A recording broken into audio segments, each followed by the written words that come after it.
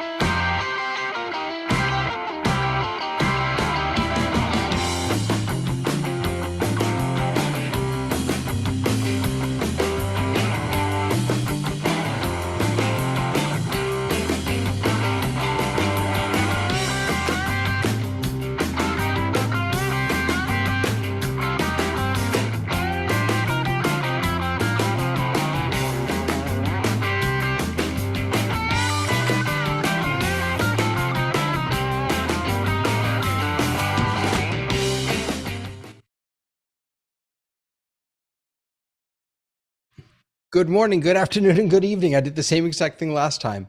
Welcome to the Zoom Test Kitchen, where we, the Zoomers and the Zoomies, gather together to try and break this thing that we call Zoom, try and figure it all out, ask questions that will be helpful to you and how you use Zoom, and dig into all that Zoom can do. So I see we have some friends already in the room. If you want to turn your cameras on, please do. Say hello.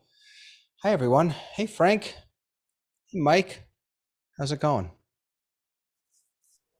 It goes well. It goes well. That's good. So today, Jeff is away for excellent reasons. His daughter is getting married, and we wish him nothing but the best and good wishes and health and all that other good stuff. So sending him all of our love today. I see Robert's also on the call with us. So I was looking around for what we might want to look at, and there's actually a pretty big update coming to Zoom events tomorrow, I believe, is when it's dropping. So I thought maybe we could take a look at that and see what may be happening over in Zoom events then. Although I don't use Zoom events, so I'm not sure that I'll be able to add all that much to it. But and then I actually came prepared with a question that I'm hoping you all can help me with, because I don't know what to do with it. Let's see, who can I make a co-host here? Who would like to be co-host? Frank or Mike, you want to be co-host? I'm just going to pick on you if you don't raise your hand. I'm picking on someone. Hey, Joe. Am I here just in time to get picked on? All right, you're it. You win. Wait a second.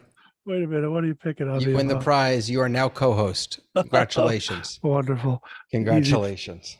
Easy peasy. Yeah. So in any case, so as I was mentioning, so there are, it looks like some big changes, not changes, but enrichments, enhancements coming to Zoom events. And I can't help but wonder if this isn't timed perfectly right before, just a couple weeks before Zoomtopia. But I don't know, maybe we can sort of take a look at this and see what we can gather from it. So, and again, I'm not a Zoom events user, so you all will have to share the wisdom, because I'm just going to be reading off the page here. So let's see what we got here. PSTN and SIP, so that more users can join events from their devices. Anyone know what those are? PSTN, excuse me, PSTN is a public switch telephone network, which is the old copper way everybody got telephone. And SIP is the new telephone protocol that's in place for VoIP. Fantastic. I think SIP is also used for video conferencing, session initiation protocol, I think it stands for. Yeah. All right, so more ways for people to get in. So we have where I work, we have a Polycom video conferencing system. I think maybe that's saying that you could use your video conference system to join a Zoom events, maybe. Interesting. Okay.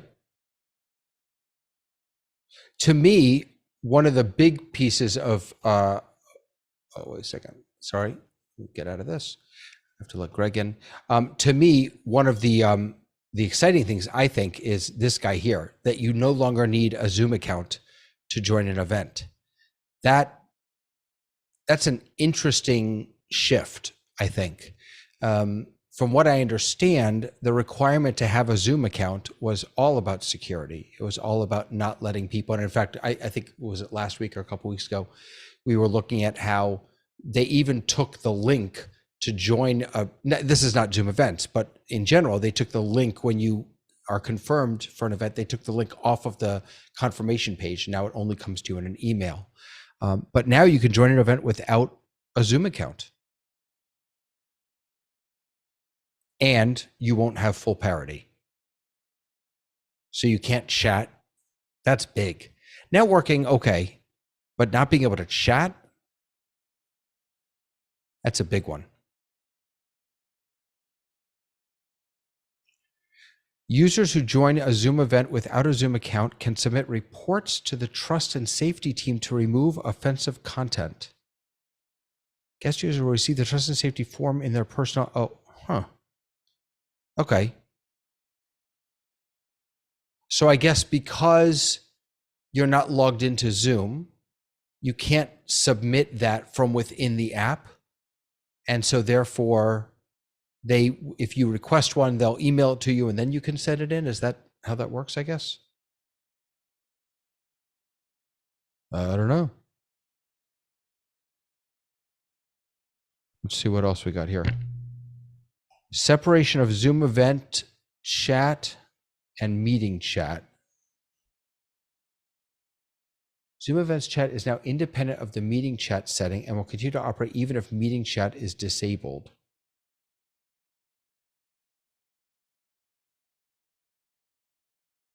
Previously, when admins disabled the meeting chat, oh, I see. Okay. So I guess Zoom events chat, that's what happens in the lobby. Am I right about that? Right? Or in the networking, or maybe even in the showcase area,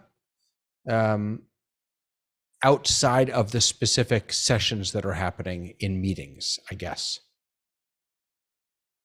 I don't know. Yeah, I don't use the event platform either. I don't know. Frank, do you use it?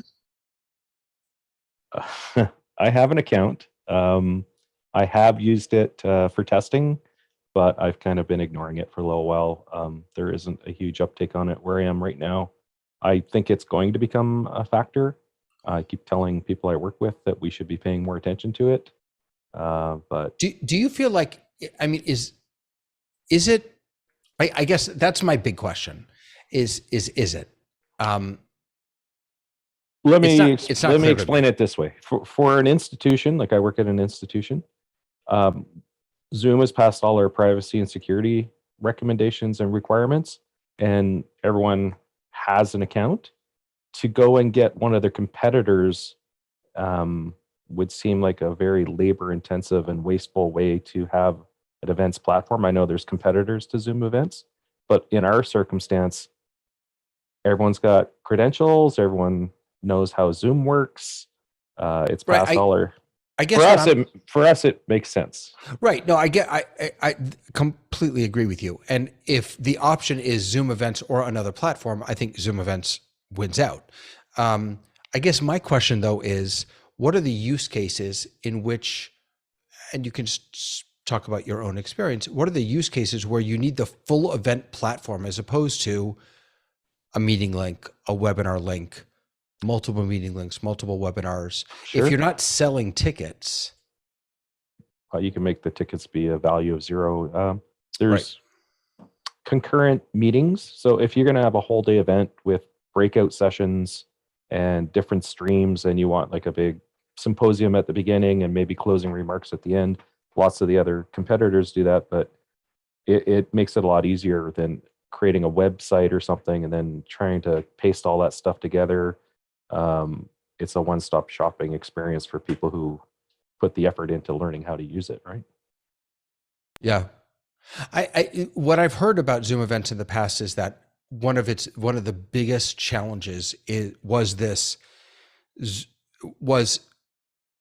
you register with your email address, but then you log into Zoom with a different email address, unbeknownst to you. You don't even remember, you don't even realize. And that it's like trauma after trauma of folks trying to get into these sessions. I wonder if this new, you don't need a Zoom account will ease that burden a little bit. Yeah, it probably will. I wonder what it will do. One of the big things that all the event platforms talk about is statistics, post-event statistics. When you don't have those names, you can't tie some of the meaningful statistics to who the people were because it's anonymous in a sense, right? And I wonder though, I mean, for us as for the organizers, that's a missed opportunity. For the user, the end user, who maybe wants some anonymity or privacy, maybe that's a plus. I don't know. Sounds like a trade-off. If if you have a hurdle to coming to an event, like having to get an account, maybe you just won't come. But if you can Right. just waltz in and check it out, for the sponsors or for the people running the event, it's more eyes on their event, and maybe they're willing to give up some of the statistics in order to get more eyeballs on their event. I don't know. Yep. So then there's also this whole list of new and enhanced features that we've got here.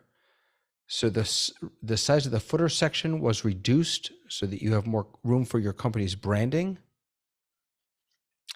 Each event moderator now has the ability to enable an additional event alternative host permission that allows them to have alternative host control for the entire event on top of the default chat moderator permission.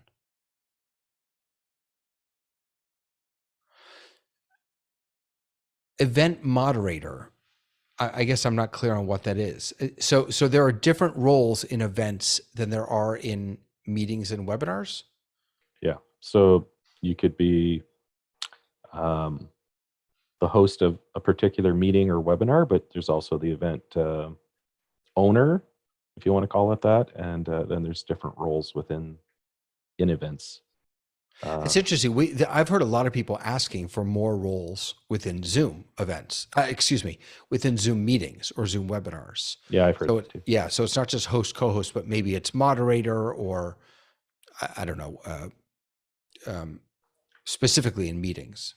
So I don't know if anyone else here uses Zoom. They could Zoom events. They might know more about this than me, but right now I'm the Zoom events admin basically for my whole organization. Although we haven't rolled it out to anyone yet, but there is a capacity to say sub departments you can make someone an administrator. Zoom events is kind of like set up like a folder situation with nested folders. There's event hubs, so you can each department could have their own hub with sub hubs, and you can make someone in that department the administrator of their particular hub, and then inside of that you can delegate more responsibilities or roles. So I imagine they're following along in that sort of framework. Is Zoom events made for large multi-campus institutions or multi what do you call it? Division institutions, department institutions? I mean, is there a use case for me? For me, myself, and I, or for small educational outfits or houses of worship? Is it worth it for those smaller organizations, or is this really geared toward large organizations? Well, I can speak on the church part. David, I know I meet with a conglomerate of churches on a weekly basis, and they currently are lucky to get Zoom meetings running properly. Would they be able to even get to the escalated knowledge of Zoom events with the skill set that I find in a lot of our Canadian churches, which is different than the US churches? The house of worship market is quite a different industry in Canada, pretty much period at that particular point, due to the differences of how things are regulated in the house of worship in the US compared to Canada, and the lack of funding, most cases, for a lot of especially the small rural churches in Canada as well. What I've heard is every time that I speak of the mighty ZoomISM being Zoom with them, they will cringe at me going, "Oh no, does that mean I have to spend more money?" And I usually like to tell them, no, it's usually a new feature being added to the system. It is actually a bit of a struggle, even in our weekly Zoom meetings that I have with them, to even keep their Zoom clients up to date. So a lot of them don't even realize that they should be doing that. And there's even some people that will promote not even using a Zoom client to join the Zoom meeting events, which I know in Frank's world, that would be just a It happens every day, but Oh, you still have it happening with you too? there's lots of people just join from a web browser or whatever. They don't get all the features, but then they ask why, and then you tell them why. Right. Yeah, but so David, in the regards of where I would see the utilization for Zoom events is like a Zoomtopia, or I'll throw it out there, an NAB, a NAM, an Infocom, where you want to have your own trade show booth, which could be in Zoom verbiage, breakout room, or in Zoom events verbiage. I think they have something different, Frank, right? Than breakout room? Or is it similar to that? I think in the meetings and in the meetings you do have breakout rooms. There's the lobby, I guess Right. is the analogy. Right. So yeah, so lobby would be where everybody would come into the NAB trade show, and then they figure out which, booth. And in Zoom terminology, let's just say that in Zoom events, it's called breakout room. They would go to their own breakout room, which would be the equivalent to NAB going to, like, when NAB will have like audio and video companies, they will rent in the actual hall itself their own little demo room. So it'd be like going into a demo room where the brand has that demo room and all the products are in that demo room. So that would be right. One interesting piece, though, I think, is you called it breakout rooms, and I think it's actually important to recognize that when you peel off from the lobby in Zoom events, you're actually not going into breakout rooms. You're going to separate meetings or separate webinars, as I understand it, and that's important because it actually goes. The question that I was going to bring today is, when I'm presenting in a meeting, so let's say I'm doing this type of thing and I'm sharing my screen, I'll spotlight myself, and that usually makes the quality of what even though I'm not screen sharing, I'm just bringing it in through a whatever, that usually makes the quality good enough that people can see it. The other day I was doing this, but in a breakout room, which I don't usually do. And all of a sudden I realized I can't spotlight myself. And the quality was much lower for even if they were to pin me or change to active speaker view, the quality was much lower. So my question was, it seems to me that spotlighting, because it forces everyone to be in active speaker view, increases the quality. If you don't have that capacity in breakout rooms, what else can you do? If you have a speaker in a breakout room and you want them, I guess you could ask everyone to turn off their cameras, but shy of that, I'm not sure how to get that same experience, that same quality in a breakout room, which is probably why Zoom events doesn't just throw us all in a breakout room. An event is not a room with lots of breakout rooms. It's a space with lots of Zoom meetings or Zoom webinars, I think. Am I right about that, Frank? Yeah, I it's kind of like a nested folder or something where you've got the entire event, and then inside of the event, very much like going to a physical event at a hotel with banquet rooms or something, you might hang out in the lobby outside of salon A, B, and C and talk to different people, and there'd be tables set up there. And then around 10 o'clock, the first session starts, and you might go all to the same room to hear the keynote speaker. And then that could be like a webinar or a meeting. And then at 11 o'clock, maybe it's time to have a choice of 4 different meetings or webinars to choose from. So depending on your interest, you would pick the path that makes sense for you. And then maybe at 1 o'clock, there's a break and everyone can either take off or hang out in the lobby and network and so forth. But each of those events, those alternate ballrooms, they are their own Zoom meeting or their own meeting Zoom or webinar. Yeah. And once you're in a webinar or Zoom meeting that's inside of an event, they function exactly the way they always function. Right. There's no new sauce in any of those. They're exactly what you would expect and have been exposed to hundreds of times. Gotcha. So we can come back to my question later, but that's an important piece because that's a feature, that's something of real value, I think, that Zoom events brings that you cannot replicate in just a webinar or a meeting using breakout rooms, is having concurrent or even non-concurrent, but multiple sessions that all peel off from the main lobby that have the full capacity and the full bandwidth, if you will, of a Zoom meeting or a Zoom webinar. You also have a lot of other enhancements, like the bios of the people who are going to be the featured speakers, let's say, or leaders of each webinar or meeting. You can put contact information. You can do so. In a sense, it's like a giant website, really well organized. But it also depends on the skill of the person doing that. When I built a few, the most tedious part for me was you have to have a headshot or something. You have to have graphics and branding, and think about, if you're a graphic designer, you're probably going to pay very careful attention to the fonts and the colors and the schemes you're going to want to introduce. Then you have to write bios for everybody. You'd almost want, if you're not proficient yourself at this, you might want to delegate all that to someone who maybe builds the websites for your organization, because it's very much like building a website. And then you might want to have other people do the Zoom, lead the Zoom meetings or webinars, if like someone like yourself. But if you have, oh, you're still muted.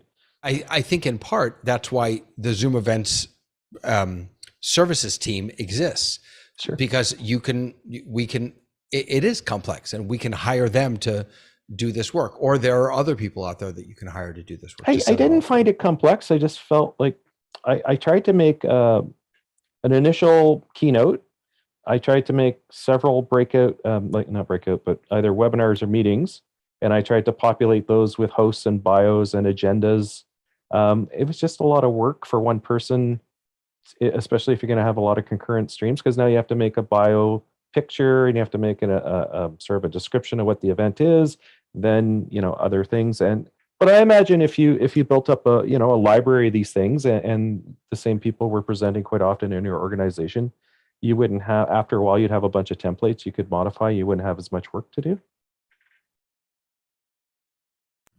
Yeah, I'll just give outside of Zoom, I've actually worked in I've been in, well, again, being a distributor up here in Canada, we're also part of NAM. So again, I was part of the NAM portal, and the NAM portal is quite an interesting spot, because it's not Zoom events related at all. They're actually paying for a third-party company that are doing that as well.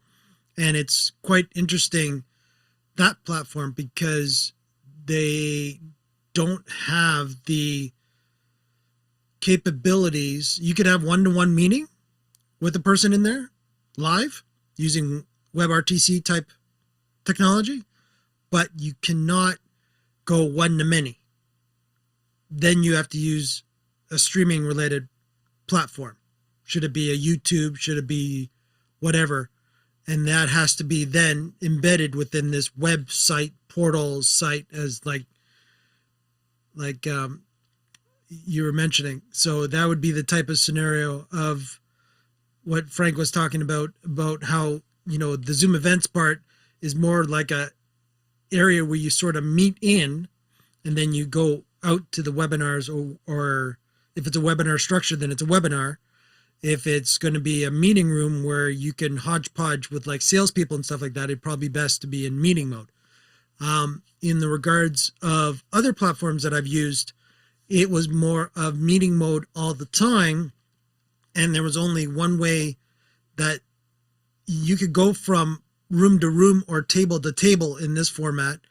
And again, it's a different platform system that I was in on that one, and it was sort of a trade show type format as well, where they had different speakers that you could actually meet. It was sort of like a meet and greet afterwards, after the people actually performed, and they basically set up tables in this platform, which really wasn't really tables, but as virtual tables, and everybody basically went to that table if you wanted to chat, and you had your own little group. So it's sort of mimicking breakout room, but it's more loosey-goosey it's not in the regards of basically that person would stay in this one location, and people could pop in and out if they wanted to talk to the person or just hang out in that area. They would sit and wait for that person to finish talking to the other person, or be like a type of sort of, it's got Zoom meeting, it's got Zoom breakout room, it's a hodgepodge of the different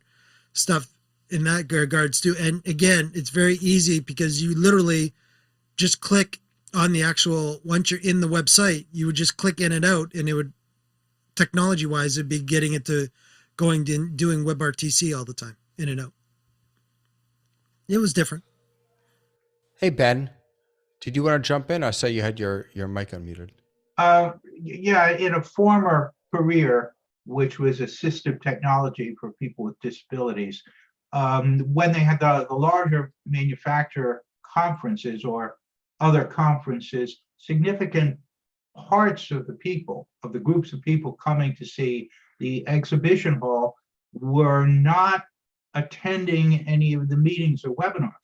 They were parents with kids who were disabled who were coming to look at the products. So here was a set of conferences, and it wasn't just one. There were bunches of them run by different groups, where you had professionals who were interested in the meetings. You might have, one category, high-tech people who may have been researchers. This was all in-person stuff before the pandemic, but you may have had higher tech people who were researchers or producers or making the stuff. And then you may have had teachers who had some knowledge, but certainly didn't have the technical facilities. And then you had consumers, some of whom had very low, would have a problem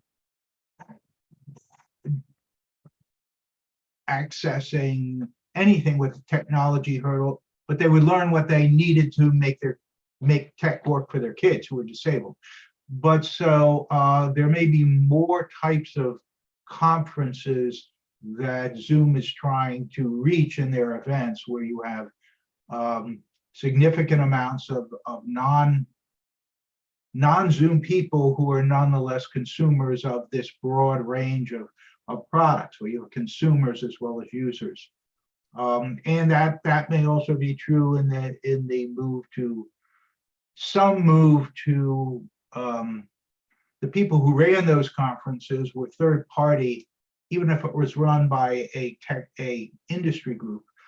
All the actual work was done by third party conference logistic people who would they'd run conferences, and they do the logistics and rent the hotels and make all those deals and arrange for the setups and have the union employees run by the particular hotel do the setup. So they were really logistic people that ran conferences for many different organizations.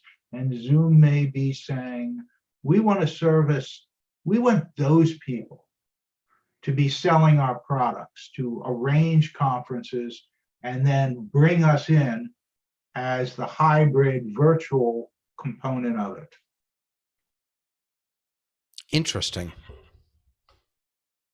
I wonder how much it'd be interesting to learn from Zoom if there's, how much of Zoom event time, participant time in Zoom event is actually spent taking advantage of the lobby and the, what do they call it? The showcase, I think is what they call it, right? And all those different pieces that live outside, as you were saying, of the meeting or the webinar. I wonder if there's any stats on that. I don't know if there is. I think what you're saying is important. One of the nice things I think about Zoom events is, could I replicate Zoom events in WordPress? Could I build a nice WordPress page and have different speaker bios and headshots and have links to meetings? Yeah, I could do it. I'd also, how do I set up registration? Well, I probably could have each Zoom meeting have registration required. After the event, I could probably go to the Zoom dashboard and look at statistics, but the Zoom events platform gives you more, I think, more fluid statistics. It gives you post-event surveys, like lots of its competitors do. So I think it's just putting all of the disparate tools into one environment in maybe an easier and friendlier way to use them. So, if you're going to debate the value of Zoom events, you might as well debate the value of all event platforms. They're just, they're all basically trying to emulate the same things. It's just that we're all very familiar with Zoom. So having the Zoom meetings and webinars be part of it makes sense for people who have invested a lot of energy in becoming proficient at Zoom. So to answer your question, David, about small churches using the events platform, I wouldn't see it unless it was a conferences for churches, like a large group of churches that wanted to meet and have breakout webinars or breakout meetings all on one platform where they're having like a day worth of worship related, seminars or such like that, then that would make sense. Instead of going out of a meeting, into a meeting, out of a meeting, into a next meeting, out of a meeting. But again, that is how a lot of the churches up here in Canada will do their little conferences, is they will basically give you a list of all the different meetings that they've got set up for each individual one. And instead of you going into an events platform, they would just go for, have a meeting, a Zoom Pro account and just have, individual meetings all set up either with one account or multiple accounts, doing it all, simultaneously. And again, streaming media, Connect do this all the time, where they would be, again, ones that actually should be using Zoom events, but they don't. They're individual meetings. Again, they want you to go into a meeting, leave, come back again, go into another meeting, leave, start up another meeting, go back into it, leave, repeat.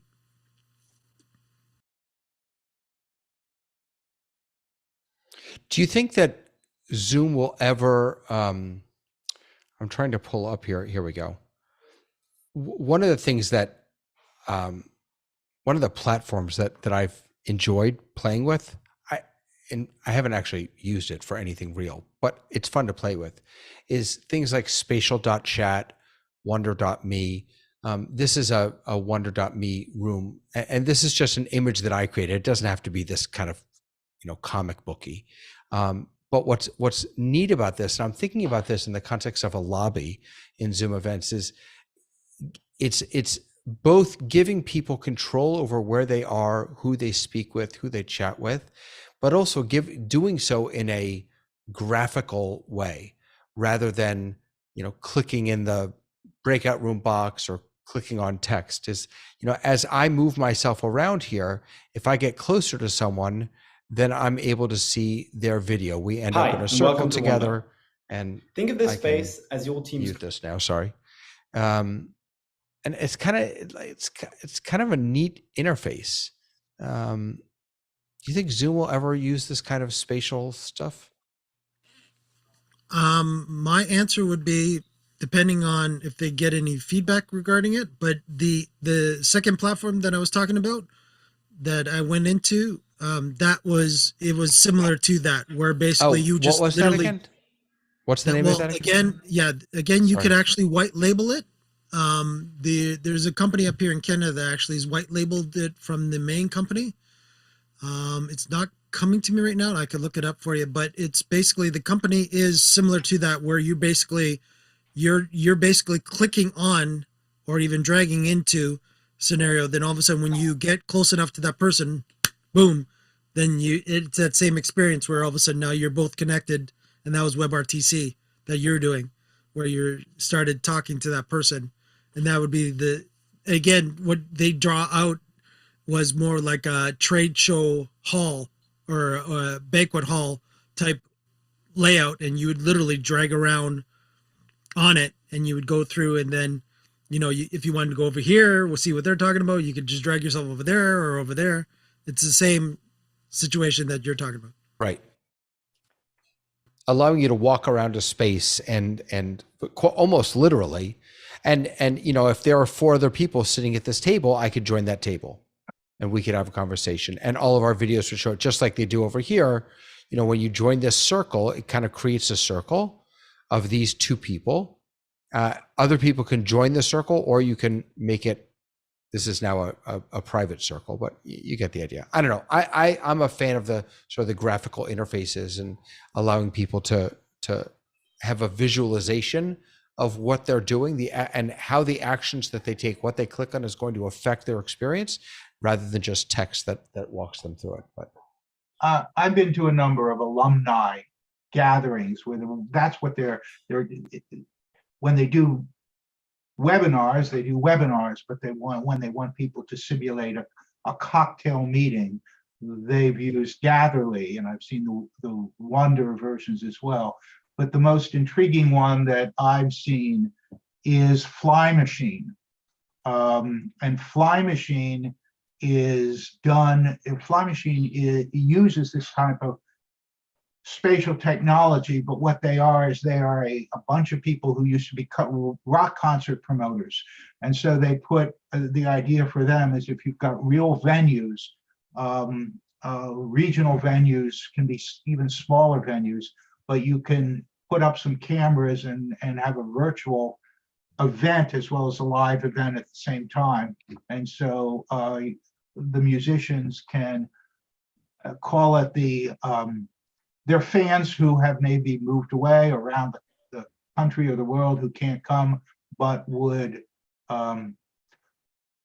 click on the event. It's additional income for both the artists and the venues.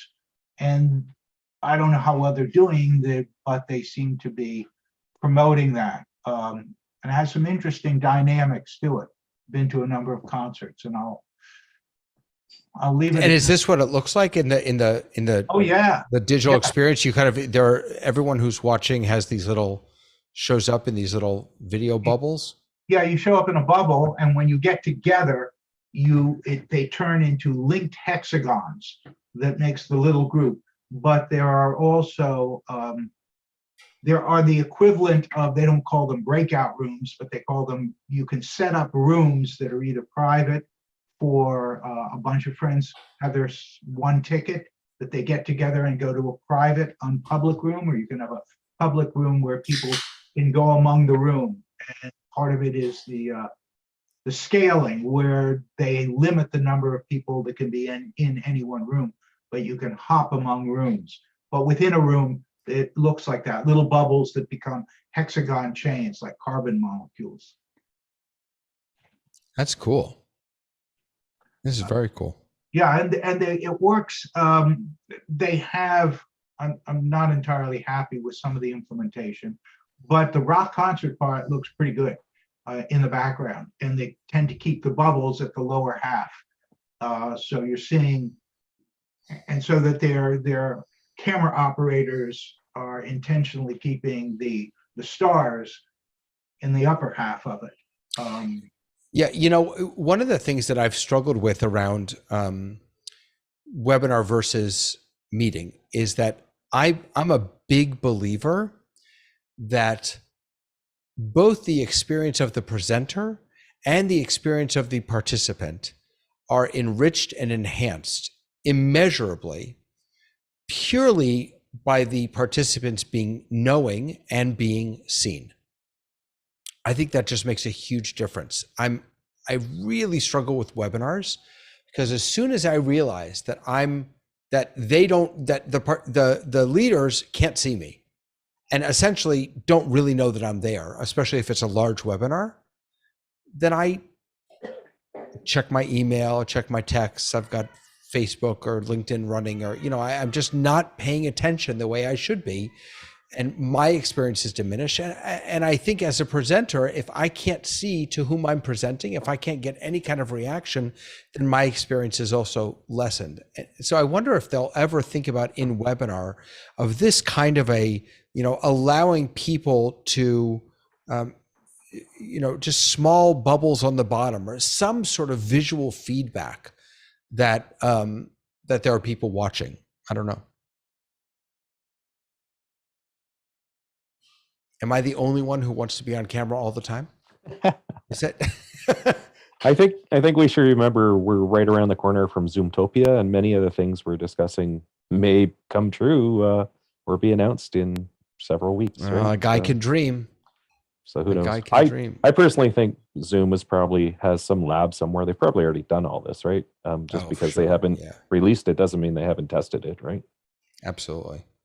And my guess is, if I had to guess, they haven't released something like Spatial Chat or WonderMe or Gatherly because it's a little corny. I mean, it is. It's a little corny. It doesn't always play nice on mobile. It's Zoom's claim to fame, I would argue, is its ease of use and its stability. And none of these other platforms have the ease of use or the stability that Zoom does. Who just joined us? Robin, hello. Hi there. Yeah. I'm listening. I'm fascinated because I too agree. I hate Zoom webinars because you don't know who's in the audience. You forget that you're not talking to the audience. You're just talking to your panelists. And I find it a terrible medium. While Zoom meetings are fine. As for things like you showed, there are so many now. Gather circles that are letting Didn't you? Oh, this is all your fault. You got us into one last time. What was it called? Now I can't remember. Room 3D now. Room 3D. Yes. Yeah, where you are a video cutout overlaid on a backdrop of whatever, a cafe in Paris, an auditorium. Right. I'm pretty excited about the idea of getting out of your boxes and into a world. And I don't know more about Zoomtopia than you guys do, but I think they're going to really focus on working from home because that is where the money is right now. And that is where the biggest problems are to solve. And I think I complained about this last time. My biggest problem with Zoom is the add-on apps are kind of unvetted, undiscoverable, hard to test I wish they had a fake live environment, where I could not make an idiot of myself using something for the first time before a meeting. We had a meeting of our group, which is the virtual events group, and we talk about how to have better meetings. We use Zoom because it's the lingua franca, and you don't have to make people download or sign in. But yesterday, for the first time, I did use OBS during the meeting, and it made my meetings look so much better. So I start with a little intro movie. It's on one button. I start with different shots. It's on other buttons. And I just feel like Zoom should be putting some effort into that because there were issues with audio and that I had to work out. And I spent a lot of time doing it. I really, and it was scary, but I did it. And it looked so much better. But I think Zoom's going to focus on work from home. But even in that environment, there are things they can do to make people feel more together. And to I guess Frank or Mike, I don't know who was talking about, seeing who you're talking to is so important. Reading their faces, just like you would do in a crowd. You won't tell that joke if some people are the wrong people in the audience, right? Not just that. I early on in the pandemic, I was teaching a class, and in someone's background, they had these amazing, beautiful candlesticks. And at one point in the class, I said, I'm so sorry, I have to interrupt. Can you tell me what, those are so beautiful. And the rest of the class was this amazing story about these candlesticks and how they came over from this, that, and the other thing. And it was so much better than anything that I was going to be presenting. And being allowed, invited, sometimes unwillingly, into people's homes to see their space, which is one of the reasons I dislike virtual backgrounds so much. I don't mind a mess. I want to be with you. That's what matters. I agree. And I even go so far as to say, being on Zoom for 2 years taught me empathy for the people I employ, to see them in their closets, in their hallways, and struggling with the things that they had to do every day. I'm sure you had it with students, realizing, just how much they it taught me great empathy, and it also taught me to attend better than in a live environment sometimes when there are distractions everywhere. So, I think virtual meetings are pretty great. So Julian is asking about circles for Zoom. I knew about circles for Zoom, and now I'm wondering, using Zoom with circles. Huh. But I don't think this is it. I'm going to look at. Does anyone here know about circles for Zoom?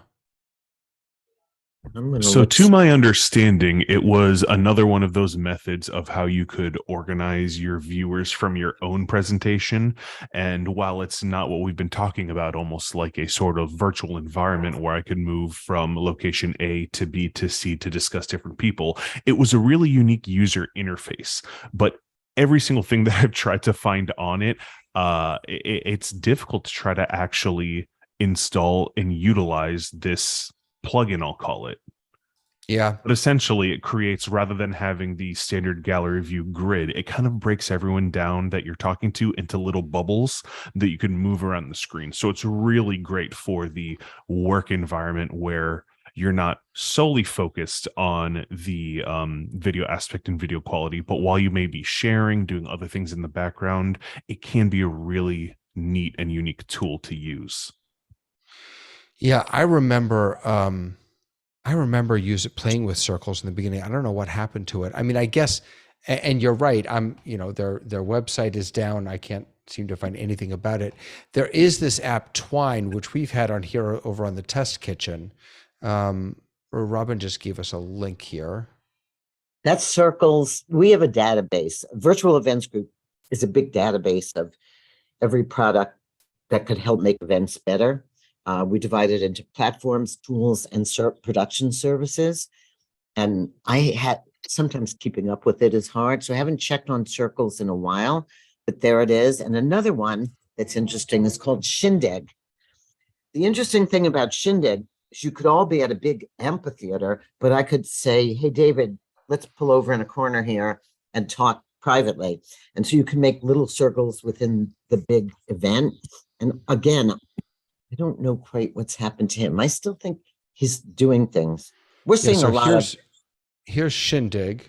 It looks like. Yeah. Yep. That's really interesting. Look at this. I wonder. Yeah. Yeah. His name's Stephen Gottlieb, the guy that runs it. It works well. It's sort of that thing, the dog dances, but you don't know why it's dancing. It works well, but it needs purpose. How many? Is it like a pseudo breakout room sort of situation? Yes. Fascinating. And so you can have in a large amphitheater little groups of 10, or you can be sitting at a concert kind of thing. You can be watching movies together, but watching with your friends in a smaller group. And he's using it with. I've seen him use it with academics pretty well. That they'll do a lecture and then say, okay, break into groups now.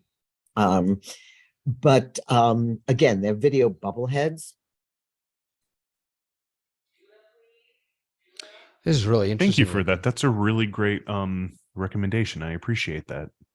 Yeah, Shindig. I like it. You can have up to 100 participants per event, 40-minute limit, 4 speakers on stage. Oh man. All right. I'm just going to sign up for this. This is really interesting. The other tool that we looked at was Twine for Zoom, which is a Zoom app now. There's not much that I can show you of Twine for Zoom because it's not really fully enabled on this account, but it's another graphical way or visual way to do breakout rooms. So it shows you different tables, and then you can either assign people, or you can choose to go to this table or that table, or it will assign you based on A/B information that you put in for yourself. And one of the big things about Twine apparently is that now they've worked it such that every participant for certain aspects of it, every participant doesn't actually have to have the app installed. For a lot of these Zoom apps to really be fully functional, everybody has to have them installed. So And- Go ahead, I'm sorry. The cheat sheet is, I find it works. It's easier when you can drop the Twine link without Zoom just into a Zoom chat, and then nobody needs the app. You're just in Twine. And so and I know Lawrence Coburn from Twine pretty well. And when he told me he was going to do the Zoom integration, I said, why?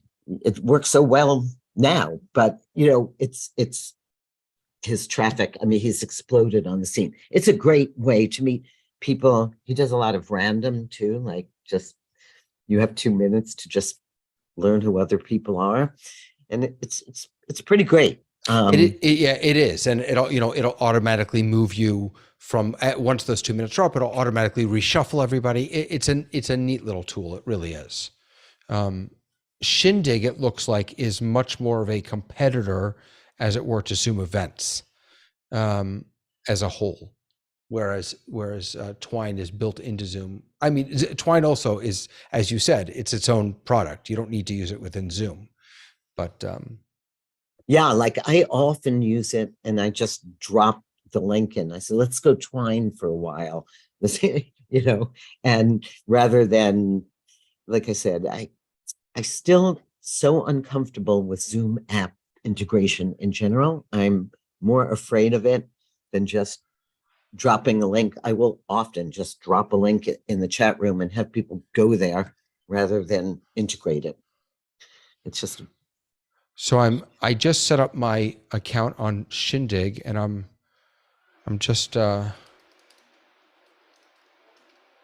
to set this up to see what it actually looks like. 45-second intro. Okay. I don't need that.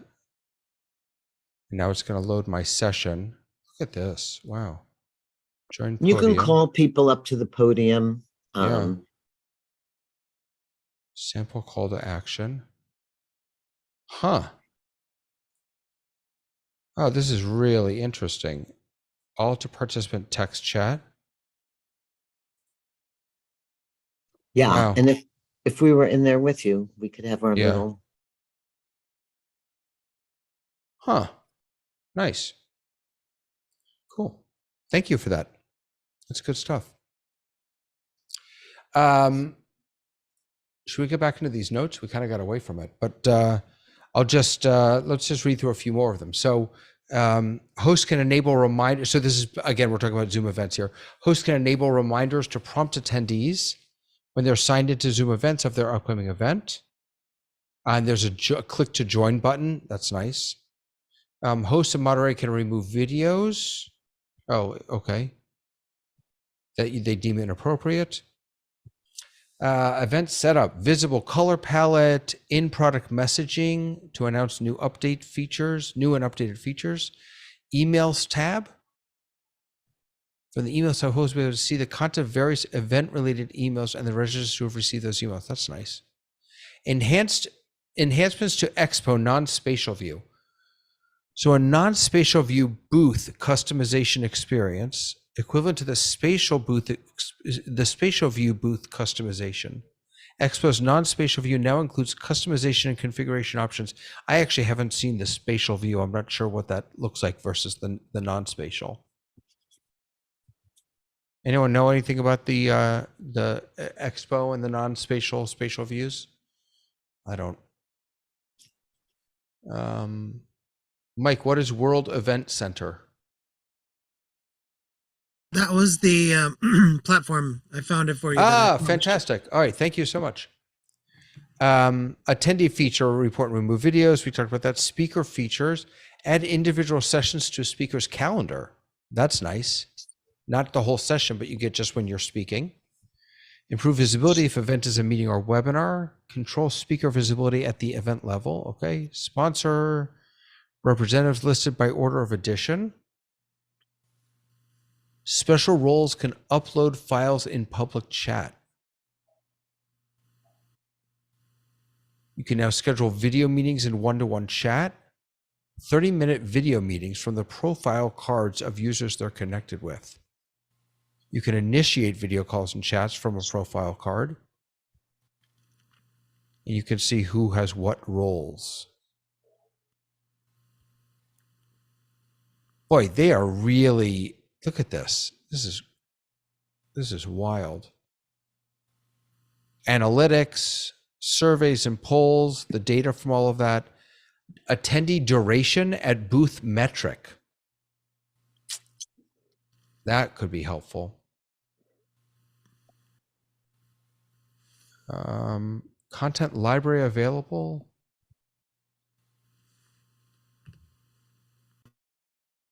Across the entire ZoomOSC platform, huh? So if you're running multiple events, all of your content can be available across all of them, I guess. What else is going on here?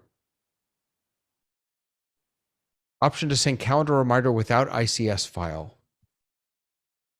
I can't stand ICS files. Updates to marketing, opt-in, opt-out verbiage. I don't know anything about Pardot or Marketo. Does anyone know anything about those? I don't. So this is dropping tomorrow, apparently. A big, what looks like a really big update to Zoom events. And again, it's probably not surprising. And maybe we'll see even more before Zoomtopia, but this is it's a pretty big update, I think. Sounds like the platform's maturing, right? Yeah. You get the platform out and then people give you feedback and complain that it doesn't have this or that. And they're listening and they're when did reacting. it launch? Was it last summer? Yeah, I think I've had it for at least a year myself. At Zoomtopia, I think was the first time they actually, or something like that. They used it for some Zoomtopia type event last summer. Not this past summer, the summer before. I have never been in a Zoom event. I'm embarrassed to say. Did you go to Zoomtopia? Oh, sorry. You're right. I was in a Zoom event at Zoomtopia. You're absolutely correct. And I will be there again on this November. You're absolutely correct. A Zoom event that was not Zoom, hosted by Zoom itself. So forgive me for a silly question, but the big debate where I am is seems like half the people want to use Teams for their meetings. The other half want to use Zoom. And there's very strong loyalties. Is Microsoft doing anything in this area for event platform tied into their Teams, or is it just not on their radar? Like, I haven't looked into that too much. The only comments that I could say about that is that it's more on if your company, corporation, school have invested in the infamous Office 365 platform, then you're a Teams fan. Will it make sense for you to have Zoom ever? No, because Teams, for the most part, depending on the package, my understanding, is pretty much embedded within Office 365 at this particular point. We have both. We have different than both. that. We actually have 3 platforms, and we are an Office 365 institution. But for teaching, Office 365 or Teams is really hard to teach with compared to Zoom. Yes. Yeah, where Teams I think will excel going forward is they're scarfing up some AI stuff, so they'll replace or put they're working on a PowerPoint type thing that will draw templates through AI. You just described what you want. They're making an investment in OpenAI. I think they're going to go very much towards the office worker and towards graphics and templates and charts. And I also think, and I'd love to hear what you guys think. I think in some ways, so I talk to a lot of these event planners and some of them want to like bypass what we have now as the event tech stack and go right to the metaverse, just go to a more immersive environment. They're just sort of marking time right now. And so I'm sure that's on Zoom's radar as well, right? I hope we never get there. Oh my goodness. David, I'm with you on that one. Yeah, one comment about Teams, which is I have an attorney that uses Teams because he's got the, you know, the rest of the Microsoft thing. And he never, when he uses Teams, he only uses it what WebEx used to be for, to show me documents. He never shows his face. There could even be his assistant or someone else on, and there is no video chat. He has no interest in the video chat. But so my assumption is that there is a large consumer base for whom that is a model of how they want to interact. That may not be the outward facing people in his firm, but the people who you used to call inside, not the outside guys, the inside guys and gals, the people who draft documents, the people who really don't want to be customer facing, but they must discuss documents and other things, PowerPoint, presentations with clients, but they would prefer showing the data rather than their faces.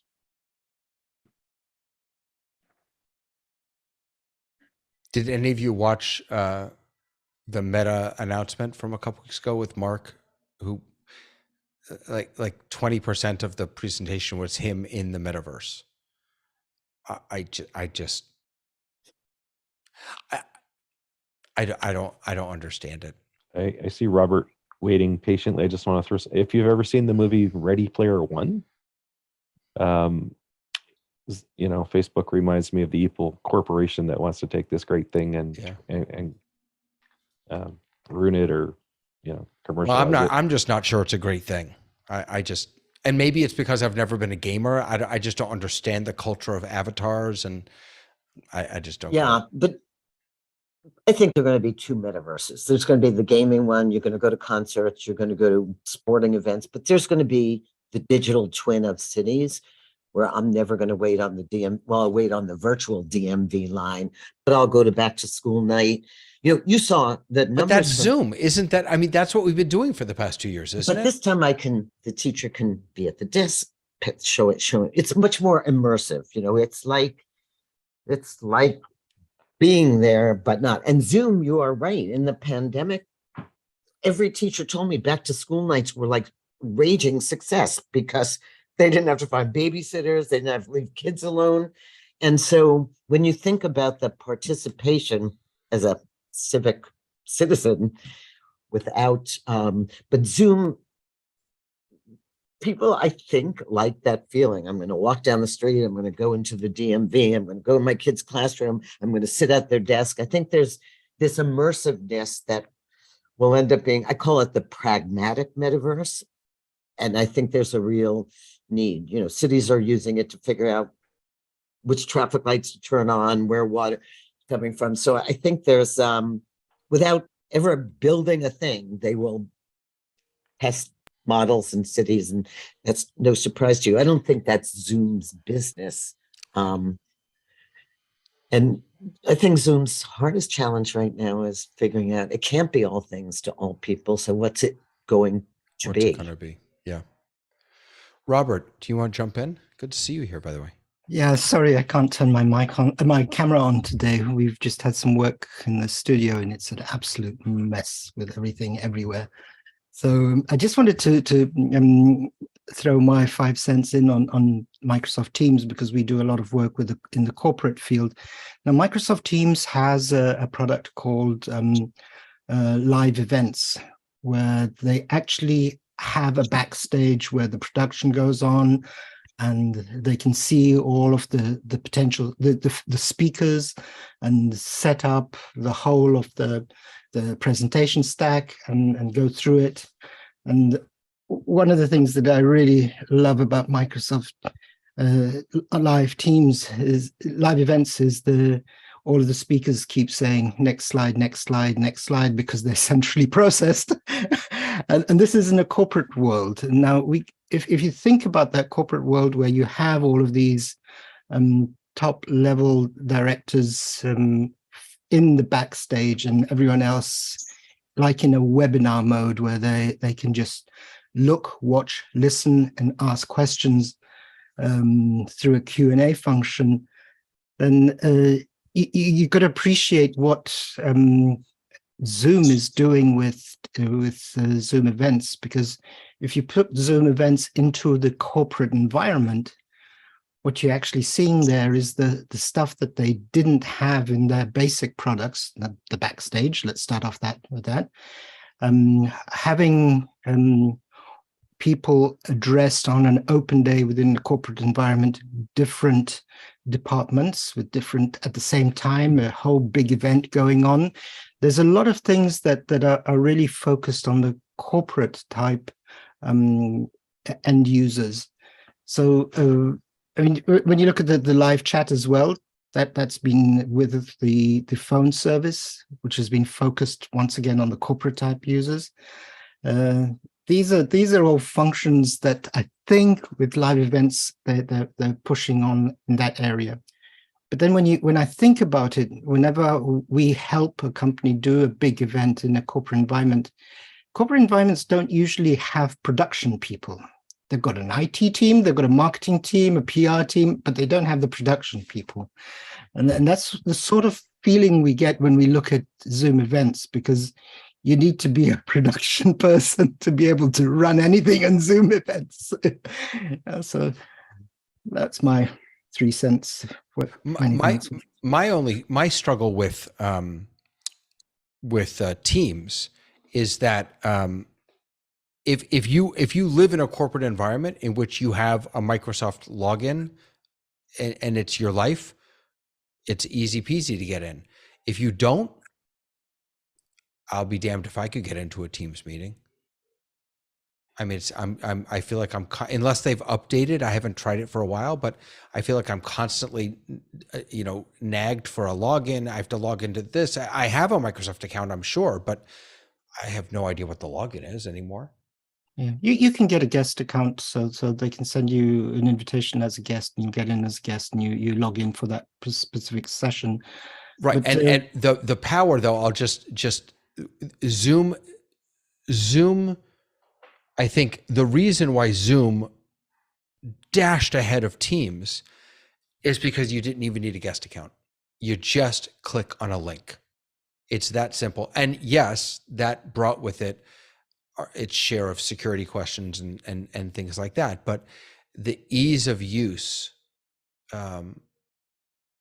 for the Joe on the street. Now, I'm not talking about corporate environment. For Joe on the street, I just think Zoom is a superior product.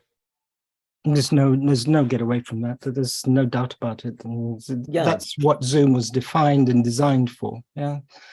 But when it comes to Zoom events, I think they're addressing a slightly different market, and there's certain things that we from our point of view don't perceive or see in what they're trying to do with Zoom events. I mean, if you look at one of the things that I like about Zoom events is being able to set up Zoom events in such a way that a meeting or a webinar starts when the speakers come in. So the speaker who is designated as the person who can start the event comes in, he starts the event, and off you go.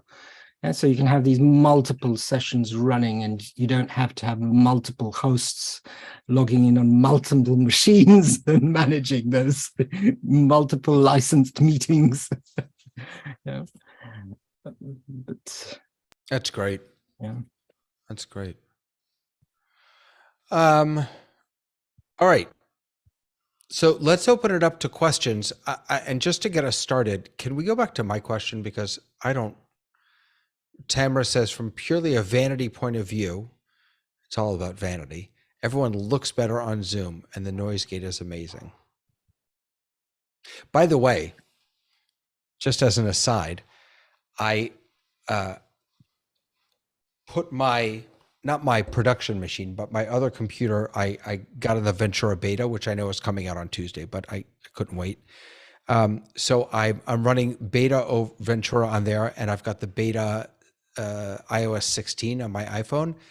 And last night I walked into a meeting. I never really joined meetings from that computer. I opened Zoom, I joined the meeting, and immediately, I didn't have to do anything. My phone was my camera with continuity camera. It was kind of amazing. And so I was able to prop my phone up on the, on the bookshelf because there were a bunch of people in the room. I propped my phone up on the bookshelf, and I had this really nice, from the rear camera of my iPhone, Zoom just saw it immediately as a webcam, and it was kind of brilliant. Kind of blew my mind, actually. So for any of you that are looking forward to Ventura and iOS 16, it's pretty cool. And specifically continuity camera. All right, so here's my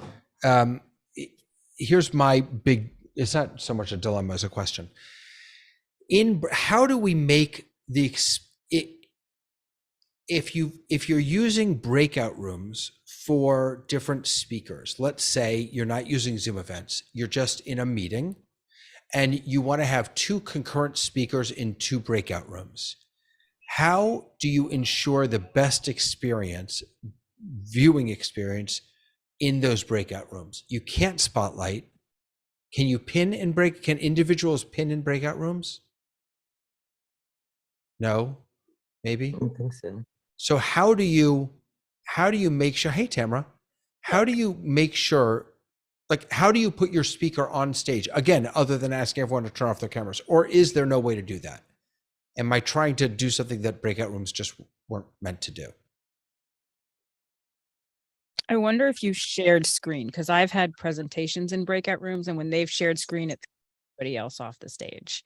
So I wonder if there's a way of sharing screen with them. Okay. So that's interesting. I hadn't thought about that. Or Right. to pump them in through an external. Right. Well, so if you can share in the advanced sharing tab, there is share a second camera, right? Isn't that right? Yeah. So you could set that second camera up to be like an OBS or an eCam or a vMix or something like that, some sort of virtual webcam, and then your speaker could be on stage, as it were, through a screen share. Right.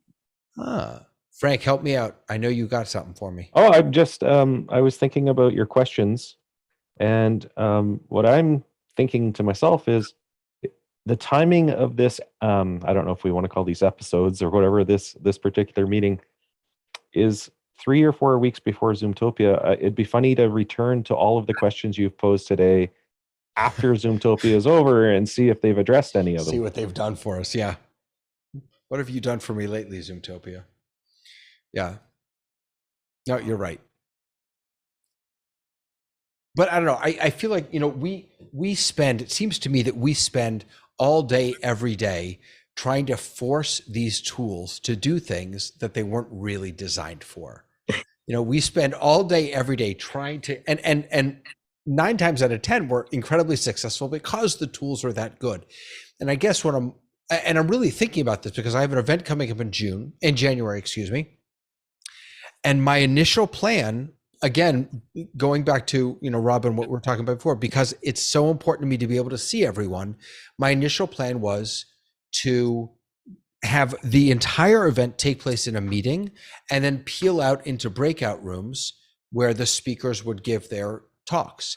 And now I'm rethinking that because I have no control, other than maybe the screen sharing. I have no control over who's on stage, as it were, or the experience that people have in those breakout rooms. And maybe I'm, again, just trying to ask Zoom, or using it in a way it shouldn't be used. But one thing to do is I deputize 3 people. So I have a leader in each breakout room whose job is to keep their eyes on things and not let the conversation, whatever, get profane, get too commercial, so I let people self-select their breakout rooms, except for 3 leaders that I tell them, this is the room you go to. And that's sure. it. And for moderation, absolutely, I agree with you. Yeah. But I guess where I'm going is, and again, everybody on this call knows that as soon as I press this next button, you all know how to switch out of it. But I can press a button and put myself center stage, or anyone else here, and not being able to do that in breakout rooms, to me, is a real limitation. If, again, maybe I should stop trying to use breakout rooms for something they weren't meant to be used for. But sorry, Tamara, go ahead. Well, one of the things is I do breakout room events all the time. I put myself, that's a lot of what we do. So some of it is setting expectations going in as to what the experience is. But the other part of it that's been interesting is, does it, other than them popping on stage, does it matter how we control their personal experience? Some people really do like looking at Zoom in a, in widescreen. Some people do like looking at graphic screens. So sometimes I feel like we're trying to make a perfect experience, but it's our perfect experience and it's not their perfect experience. So what I often do is I set the expectations and say, the most enjoyable experience might be if you put the person on screen and you hide all non-video participants. And then it's up to people to kind of do that. And I know that's hard because like we like to control the whole experience. And I think sometimes the wonderful thing about Zoom is I get to control some of my own experience. You know what, Tamara, that is so important what you just said, because my way of thinking of, right, I want to decide who's on stage, that's very old media. It really is very old media, or it's even, sort of web 1.0 of I'm going to decide what you get to see. But the age that we're in now and the power that Zoom gives us is really the democratization of all of these experiences. It says to folks, you don't have to look at me. If you want to look at the whole gallery, go for it. Yeah. All you do is press a button. So you're absolutely right. I guess the concern that I have is if people do want to look at me, and not me, but whatever I'm presenting, I want to make sure that they can see it crisp and clear. And I don't know if what I'm doing, I don't know if what I'm about to describe actually makes a difference, but when I am bringing up a presentation or a website, again, as I mentioned before, if I'm sharing something like this, my experience is that when I spotlight myself, the people who are viewing have a crisper view of what I'm sharing.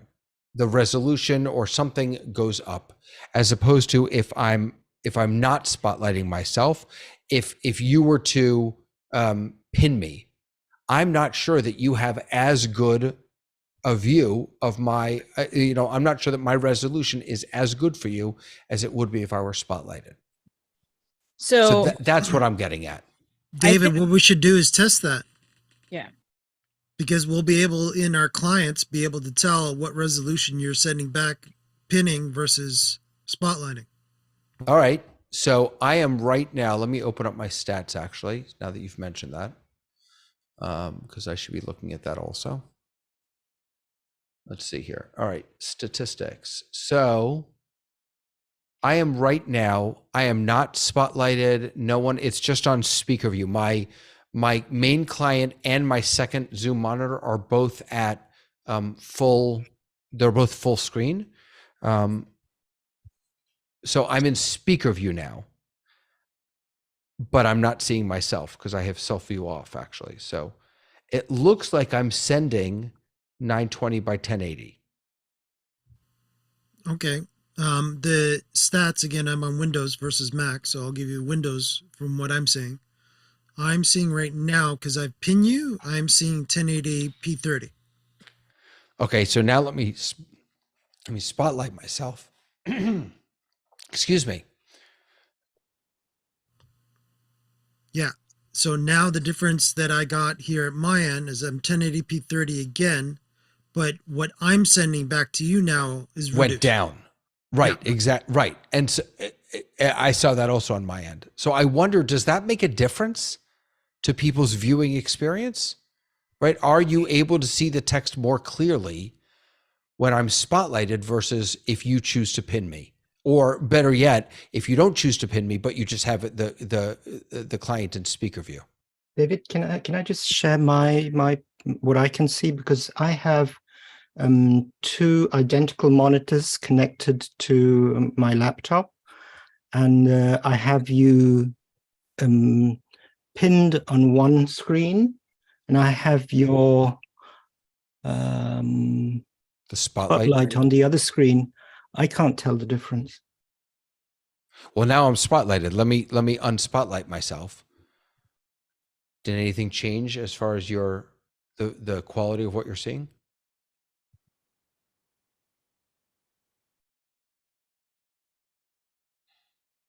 I don't have a reference point, and of course this is very subjective, but I right. can't see anything that would have changed. All right, None so of the maybe I've been details wrong at this the whole top, time.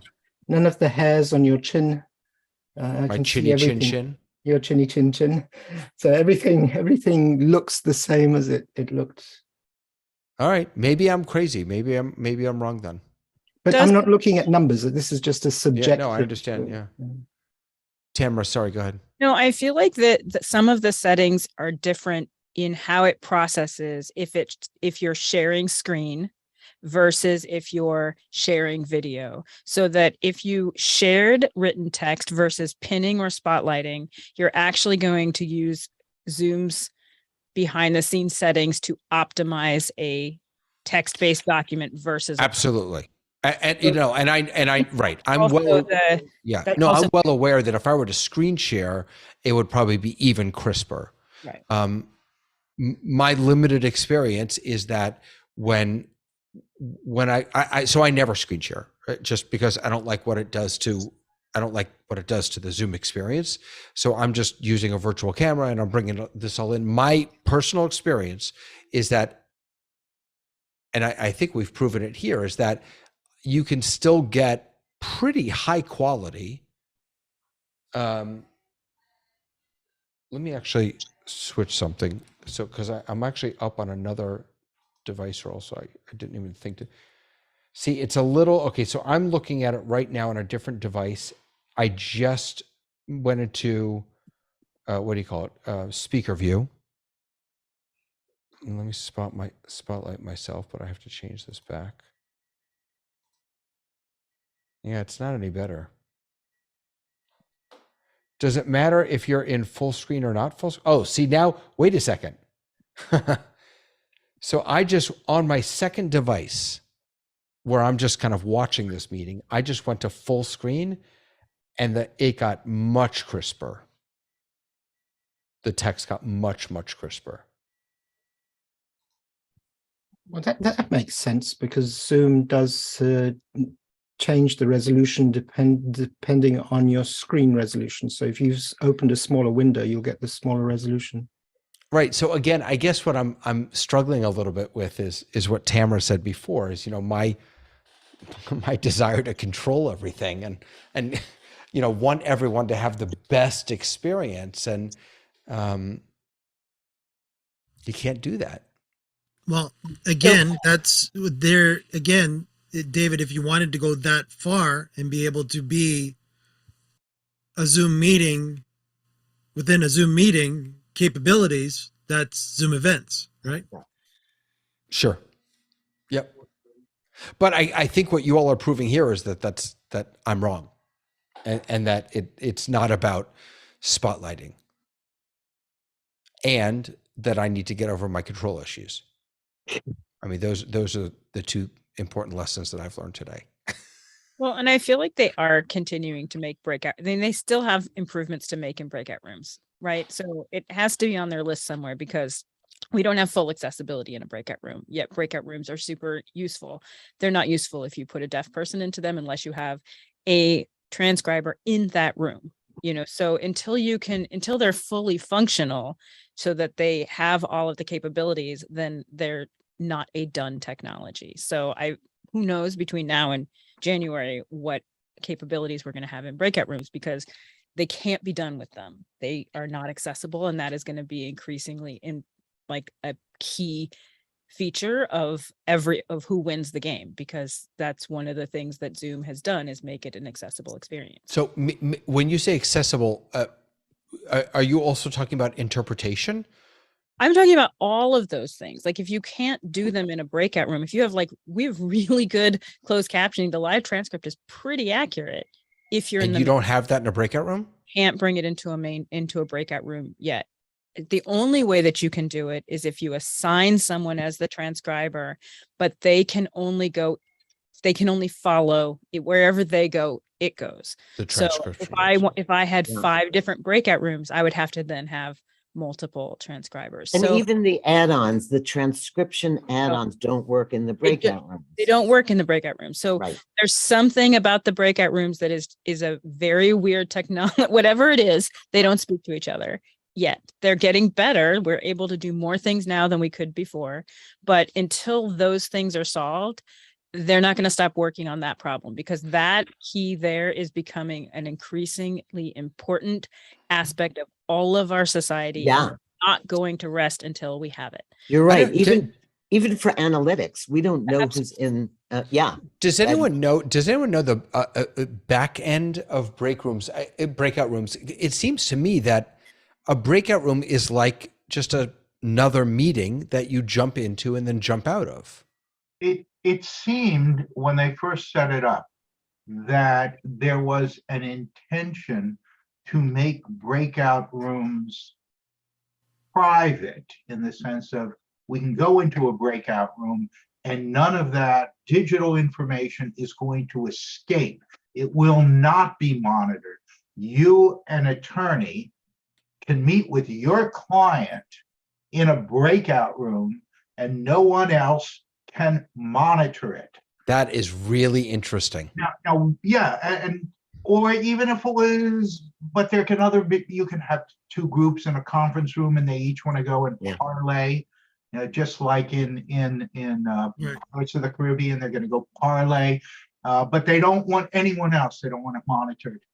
Now, but once you've made that assumption, once you've decided you're going to be a sandbox, then making everything the full accessibility, where you really need the powerful cloud computers to be doing some of this stuff, you've got problems in your architecture. David, I also wanted to mention too, putting on my business hat too, with them having the same functionality, let's say, as they do in Zoom meetings in the breakout room, not take away from them ever having us ever pay for Zoom events? Meaning Zoom events is a Zoom meeting or a Zoom webinar within itself. But if we want the functionality of Zoom meetings within the breakout room, why would I ever have a Zoom events platform? Well, right. Now I hear what you're saying. I mean, I think Zoom events brings a lot more to the table. Yeah. The registration, being able to have all the different roles. I hear what you're saying, and I don't think that they will do that. I had never thought of the privacy piece. That is really interesting, about a lawyer and a client wanting to go into a room and being intentional that these things are not tracking you, transcribing you, or any of that stuff. That's just fascinating. I'd never thought of that. Well, I don't know how well they trust it. I mean, I know attorneys in New York who solved many cases over Zoom during the pandemic, but they would just take their laptop to the bathroom. And I'm not kidding. They said, we're going to meet privately now. Yeah. And they didn't trust breakout rooms as a private conversation. And I can't say as I blame them, but it's funny. I also know they did more settlements more easily than ever before. Wow. Again, testament to the power of Zoom to make you want to just settle and get out of there. Wow. Robert and Tamara, go ahead. We use breakout rooms as well when we're holding mitigation type meetings for lawyers especially. But coming back to the functionality of breakout rooms, I'm going to play devil's advocate here. We need to put a limit to our paranoia, because can you open a breakout room in a breakout room? I mean, there needs to be a limit on the functionality that's made available. So I personally don't believe that they're going to extend that functionality as much as we would like. Not from a business point of view, but I think they have a very clear picture of a breakout room is something like you get a small group of people within a meeting that go off to have a quick chat, come back, agree upon something, and come back into the meeting. Because it's the meeting that this is all about, not the breakout rooms. The fact that we use breakout rooms for completely different things, we use everything on Zoom for completely different things than they were designed for. You're absolutely right. Absolutely. Tamara, go ahead. Well, one of the things that I remember early on is that which is why when I had questioned, I feel like I talked to someone at Zoom about this too, is that the breakout room technology is not the same as the meeting technology. It was added afterwards. And in the very beginning, if you remember, even in 2020, if you were on a Chromebook, you could not get into a breakout room. And they simply just said, yeah, it's a known issue. We have no intention of solving it. And the only reason they solved it is because then suddenly schools couldn't play. Right? You can't play if you're giving every kid a Chromebook and then the kids cannot go into a breakout room. So as things become important to them, then they will make that change if it's important to them. So, I think we just lost your video, by the way. No, I saw that. Yeah. I hit my 8 times. So yeah, I think you know what you just reminded me. I had a in our school building here, one of the things that we did is we opened one of our classrooms for kids who were doing remote schooling. This was after a lot of schools had opened, but some parents were still really anxious about sending their kids back. So we opened one of our classrooms for kids who were doing remote schooling, and we put a teacher in there to facilitate, not to teach, but to facilitate these kids entering into their own classrooms, which were all pretty much on Zoom. And thinking back now, boy, I remember what a disaster it was trying to get kids on their different devices into their different meetings. The teachers, even after a year, the teachers didn't really know how to manage this. They were never trained properly. Boy, it was crazy. And then, as you said, kids with a Chromebook who couldn't do X, or kids on an iPad who couldn't do Y, and the lack of parity amongst all the different devices that people use to access Zoom and these other tools. we still have that, right? We still have different devices who enter into it a different way.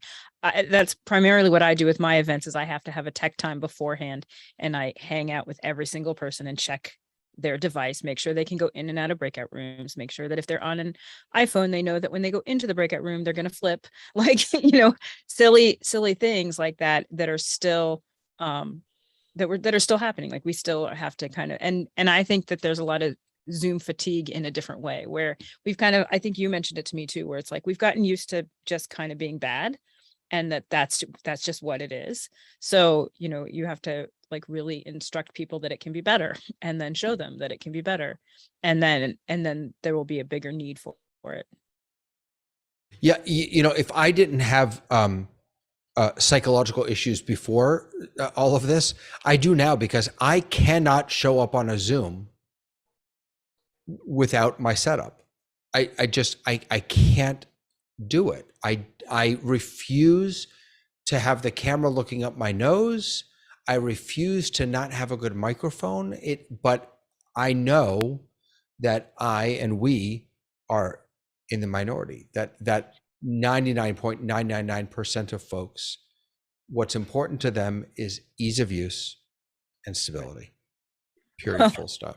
And I'll just throw this out there, because you were one of the people who accidentally peer pressured me because I bought all of the things and didn't set them up. And like, this is the first time I've set up my camera and my teleprompter, and I used you look fantastic, by the way. I mean, I haven't Your done it. framing is fantastic. Settings or anything. I just like literally got everything plugged in right before I logged on.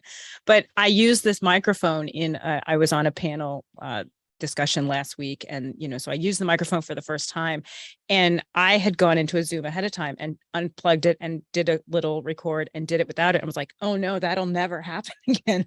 And then in a breakout room, I said, listen, I'm going to show you the difference between a microphone and a not. And I switched, and the look on everyone's faces, and I was like, well, I know I can't not use the microphone again. So I think the more people know, then they do it. But you're right, I probably can't go into even any Zoom meeting if my microphone and the Rodecaster aren't ready, because it's crazy. Do regular folks care about the quality in a Zoom meeting? Do you think? You don't think so, Mike? No, I don't, because again, if they did, and here's a couple examples that I can give you. I was on a webinar yesterday, and it drives me nuts that the person was in an untreated room.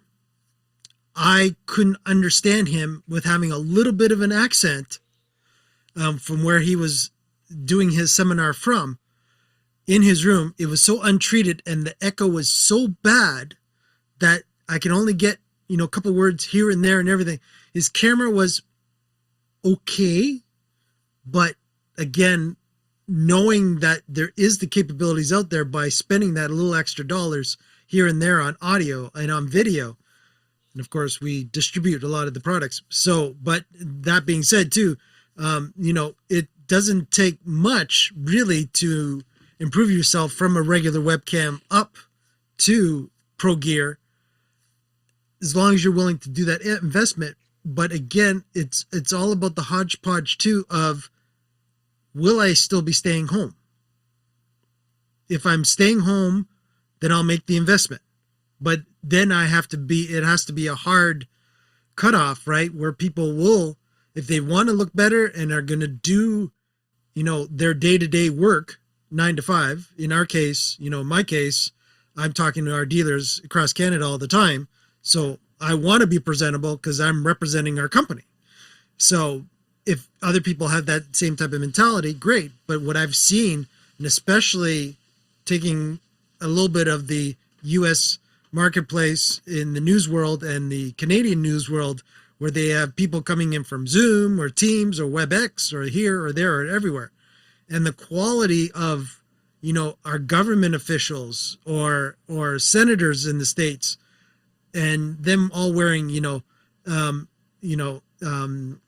Logitech. Well, in Canada, they're all of them basically got Logitech headsets where you could see it's like a true Logitech headset that they're wearing. And, that's fine. Audio is so-so. Camera 9 times out of 10 is depending on, you're right, where they put it, if it's going to be up their nose or it's on their laptop, or they might have also a Logitech camera too, but even then it might not be the best one in the world either. And yeah, and them not using the Zoom platform, the government in Canada is not using the Zoom platform, from my understanding anyways.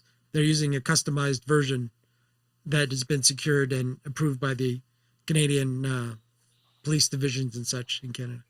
But Gotcha. yeah, I would say, do people care what they look like on Zoom? Professionally, some do. Most don't. I've seen a lot of brands, and again, I'm in a lot of brand type seminar events that I'm going, you're representing the brand? You don't look very good on camera. Yeah. I'm going to throw it to Robert, Tamara, and Frank. I need to just excuse myself for 1 second, but so don't say anything that I'll miss.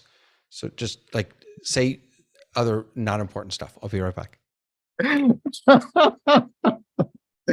Oh my goodness, David. I had a sandwich. FOMO. Perfect. What I find with quality of cameras and quality of microphones is that no one cares until you're sitting next to someone who has a good image and a good audio sound, and then you start wondering, what has he done? Why do I look so bad? And that's when the questions start rolling. We've done big corporate events where we have had practice sessions, and then after the practice sessions, someone says, "Oh, can I stay on and just have a chat with you? What can I do to change the way I look? That guy looked so good. What do I do to look like him?" That's one thing. The other thing is with audio, because we're in the interpretation business, we need to have good audio feed. I mean, the whole idea of interpreting is that you're speaking at the same time as you're listening. So you have your headsets on, you're listening to something that needs to be really good quality, and you're speaking at the same time. Not to mention that in your brain, you're interpreting from one language to the other also at the same time. But in terms of quality, we point that out. When we have rehearsals, we tell people that if that's the quality of audio they have, then we're not going to interpret them. So you took a hard line in the sand, Robert. you have to, otherwise the blame comes back to the interpreter, and the responsibility of getting the correct message across is on the interpreter and not on the guy who's really just mumbling away. Mm-hmm. Yeah. Interesting. Did you catch that, David? No, was- I missed it. That was fascinating. Say it all again. Like, it just about changed the whole way I think about Zoom.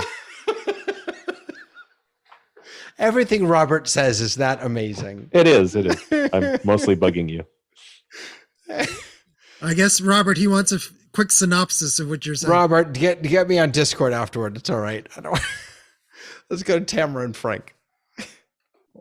I work primarily with actors and producers, and the thing that I was on was for a group of producers. And when we first came onto Zoom, especially with theater, we just took it as is. We were totally cool.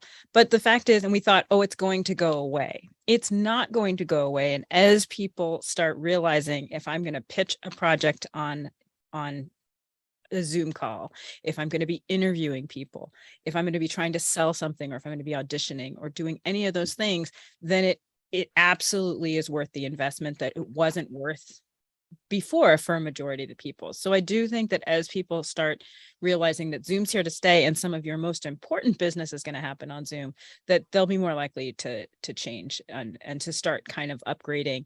And I do think we have to have kind of a, here's what the little package would be to upgrade. Here are your little starter points, and here's how to expand that out. But it is about kind of teaching people in our individual communities. I got to be honest with you.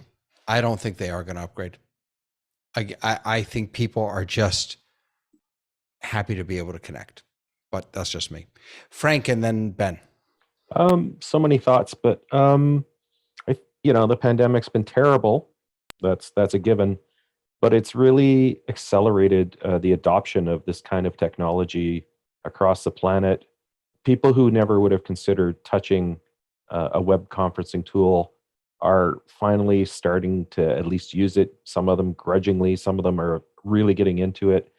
And I've been supporting people for a long time in this area. And I'm starting to get intelligent questions from people and people who actually want to know how to do better, where before I got very few of those questions. They were just happy to connect. Now some people are actually, it's going to be a bell curve. There's always going to be people at both ends, but I'm seeing more and more that people want to do a better job. That's fantastic. That's great. Ben. Oh, we can't hear you, Ben. The comment I was going to make about audio, so not being muted is appropriate. So I have these friends who are musicians, and I'm not, but we get together a couple times a month and play as well. They play as well as they can.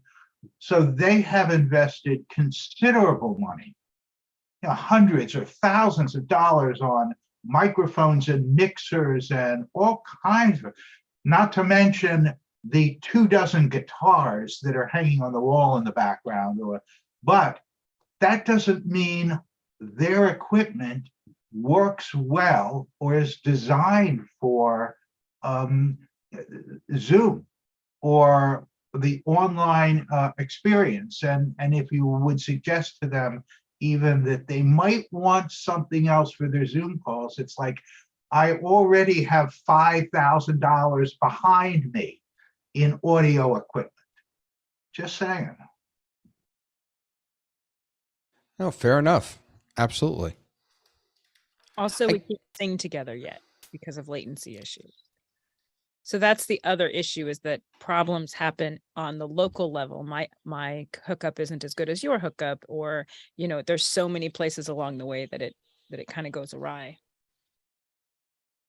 Yeah, and then we need to remember that we're also connected to different servers around the world, so that brings in the next latency.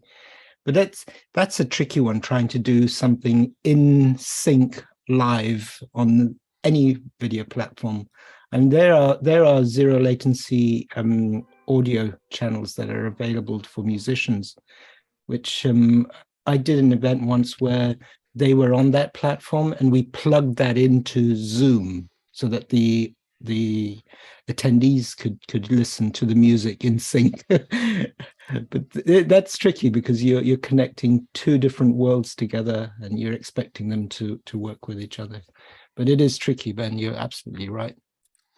I just wanted to share really quickly. So I just logged in from another device, and now I've got, how do I, here we go. I'll spotlight this. So this is, wait, did I spotlight the right thing? I don't think I did. Hold on. Spotlight. There we go. So this is I'm using continuity camera. So I joined this meeting from my other computer, and it immediately saw my phone as an option to use as my camera. And I gotta say, I mean, it makes such, we need to make it, when we talk about making it easier to look and sound better, to me, this is a huge leap forward. And I ordered the Belkin, you know, that the thing that they showed off, I ordered that Belkin little monitor top thing. So that's coming on Monday, so that I can actually set this on top of the computer. I mean, things like this, I think, are really just huge, I think. So David, my impressions of this, actually, the camera on that is actually better than the one you're using, and the audio is in sync where your main audio hasn't been, for me. I hate all of you. But really, cell phone cameras have become so good. And, you know, the barrier to being a photographer 20 years ago was you actually have to know what an f-stop is and ISO. People now take pictures all the time where the AI is fixing it for you, and you don't have to be a technician anymore, right? And I think that's going to happen with web conferencing too. I think people expect the technology to take care of making them sound and look better. And I think the companies are investing in that. This cannot be a better shot. I spent so much money on the camera. I can't, this. What kind of phone is it? It's a iPhone 13. Well, that's got a pretty good camera, or 13, right? What do you call it? Pro, whatever the Pro thing is. But that says that this is possible then for lay people, right? Because as soon as it becomes something that most people have, then instantly the quality goes up in a Zoom meeting. Right. I think that the pandemic was a challenge for companies like Zoom. They had a 3,000% increase in users, and they weren't prepared for it, just like all the other tech companies weren't. But they've had a couple of years of really phenomenal revenue. And I think we're all going to benefit when they can spend that money on getting the coding done. But there's going to be a lag, right? Like you can't just code everything all at once. It takes time. But I think eventually Zoom is going to come out with more and more refinements and a better tool. Unfortunately, it took a pandemic to do it, but the pandemic accelerated this market space by 10 years probably, you know? Yep. I agree. They've also done a phenomenal job in adding and like meeting needs. I mean, if you think about just the sheer amount of things that come out and that have come out since 2020, the absolute, like I've noticed it particularly in sound. In 2020, we completely we could hear every dog barking, every person being arrested on the streets in New York, all in real time, like kids burning down the building, and just the sound, them taking over everybody's sound and putting in a noise gate that is as strong as it is, has changed the experience on Zoom fundamentally. It's a less tiring experience. You can go for longer on Zoom. So for as crazy as it has been, they have made incredible improvements in that amount of time. And I think, you know, you're right. Now that they have a little bit of breather and some money, they can get some of this coding done. But the amount of stuff that they've done is really impressive. I find that they do they drop the changes 2 weeks after any event that I have done, they fix my problems 2 weeks after it happens consistently, but they fix it, you know. By the way, Josh just said in the chat that we won't be able to text participants because their phones will be busy being used as cameras. So last night at this meeting, when I used it for the first time, my phone was propped up to be the camera for the room, and my computer, my laptop, was so that we could see the participants, which means that I had nothing to do. I mean, I had something to do, be in the meeting and pay attention, but that's not what that's not what I wanted to do. And I literally, like, I couldn't check WhatsApp. I couldn't check Discord. It really was kind of a weird experience. So you're right. Maybe this will be a good thing to keep people's attention. Yeah, David, can I just say, what Tamara was talking about, all of these changes and upgrades. I don't think we appreciate how much work they actually do. And during the last Zoomtopia, I went in to meet some of the technical guys at Zoom, and they told me about their release process, where they do their checking, and then they have to do this massive process called an impact check, which means how does that new function impact all of the other functions that already exist on Zoom? It's quite an amazing process. But because we use, and I don't want to use any names yet because someone might get upset, other platforms, and I'm talking about lots of other platforms, none of them do such a good job with changes as Zoom does. It's pretty amazing, in terms of stability, in terms of information, informing when the update's coming, what it's going to do, and then having all of the help documentation available when it does appear. It's really amazing. I agree 100%. Do any of you use the Zoom community? You do? Yes, don't really. I do. I mean, I pop I in mostly every once read in a it. while, but I don't, yeah. but it's just to see what people are having issues with, so I can try to formulate answers in advance, because I'm probably going to get the same questions. Yeah. I use it for the same thing. I have to say the one downside of Zoom, I'm going to make a complaint about Zoom, is the documentation for any of these changes is so vague that it isn't until someone else, like till we get into a room and kind of go, well, I think it does this, or it does this, or really try it ourselves.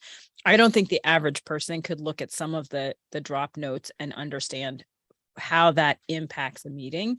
And I think that's the one thing that is not clear enough for lay people. And when you look at their like support and like knowledge center, all those graphics are so beautiful, and you think then you're going to click on something and it's going to give you an easy answer, and it's never an easy answer. So you really do have to want it to get to the bottom of what you're trying to do, because it just, and so I think that's one thing that, obviously I'd rather than make the changes than make me figure it out. I will go and figure it out myself. And find the people who know. But I do think that that's going to be one of the things that has to improve for lay people to be able to understand all the changes that they make, because even stuff that I have targeted, gone to look for it, I can see that it does it. It says it does this. I still have no idea to implement it until I start trying to break it and trying to figure it out, or calling someone else who might have more knowledge than I do. So I do think that's one area for improvement that, again, I don't need them to do it right away, but if they want to make it so that lay people can kind of figure out all of the things, it's so minimalist sometimes that you just can't, you can't figure out what it really does and how to actually do it, just that it does it, and I think that's one area for improvement. Yeah, I agree entirely with that. It's very Zoomese. If you speak the verbiage of Zoom, you understand the verbiage of what is in there. If you don't speak the verbiage of Zoom. Isn't that true with so many platforms we use right now, though, like Ecamm or whatever? You have to learn it if you want to use it. The more you invest, the more you get out of it, right? Yeah, but also if you don't use it regularly, then it's gone. Well, Yeah. it's gone, and it changes so much so quickly that you have to keep up with it. And you have to keep up with it with friends, because like there are certain things where I do the research and I'm like, oh, good, it does that. And I will read over and over again. Then I go to YouTube and see if someone has done a video to explain it, or come here and see if like we could figure it out together because someone has some other knowledge. But there's been more times than not that I'm like, great, they finally do the thing that I'm asking. I think it says they do it, but I have no idea after that how to actually do. And what again, to let's do. And again, let's remember that we're all a bunch of freaks here. And, I mean, the number of people that join my a Zoom meeting that I'm hosting and come in and say, how did you get that video to play in the waiting room? And that's been out for months. Yeah, I want to know that too. I mean, folks just, again, it's about ease of use and stability for 99.999%. And we are pushing it. And thank goodness we're pushing it. And I think that we're going to be able to do, and we can do, amazing things with the platform. But for the vast majority of folks, I think they just want it to work. They don't need bells and whistles. They don't care if you can spotlight in a breakout room. They just want it to work. And it does. So Zoom's trying to make money, just like every other company. I think there's a moment in time where you can become dominant in a market space. Remember Facebook and what was it, MySpace? One of them won, right? One of them went away. I think Zoom needs to evolve and have new options for users, or they risk not being relevant in 5 years. So, this is their moment where possibly they can start to refine the tool, add features people have been asking for a long time. And if they don't pay attention to their users, eventually something new and shiny comes along and people drift away, right? absolutely. This too shall pass. Always. All right, folks. Why don't we call it a day? It's almost 5:05 for me over on the East Coast. I'm going to head home. Just again, wanting to wish Jeff all the congratulations in the world. Yeah. I'm thrilled that he's not on Zoom with us today. He's doing something much more important, much more fun, and just sending him all of our best wishes. And if you're watching us on YouTube, you're always welcome to join us here in the Zoom Test Kitchen. If you have problems, you have questions, if you want to try things out, come on over. Every Friday, I can never do the conversions. All I can tell you is that it's 3 o'clock Eastern. I'm guessing that's like, what is that? Noon? 12 o'clock Pacific. 12 o'clock Pacific and something else UTC. I can never do the conversions. And it's 11 p.m. here. And it's Robert's bedtime. is what time it is. So wishing you all a lovely, lovely weekend, and we will see you all next time on the Test Kitchen. Bye, everybody.